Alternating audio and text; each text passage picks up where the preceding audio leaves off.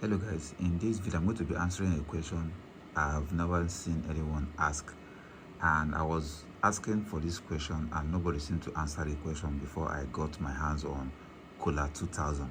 The question is, does Cola Solar 2000 support pass-through charging? And before I answer the question, I'm going to explain what is the meaning of pass-through charging. What is pass-through charging?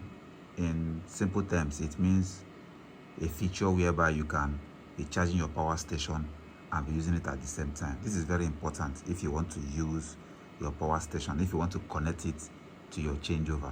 It's very important for your power station to support pass-through charging. During the day, you can use either grid or solar to charge it, and while you're charging it, you can be using it at the same time. So I can say yes, the Cola2000 supports pass-through charging.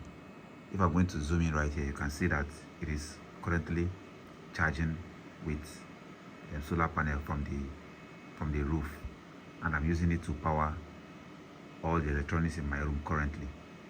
So yes, the Solar 2000 supports pass-through charging.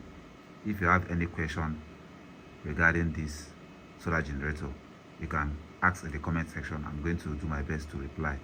That's all for this video. See you guys in the next one.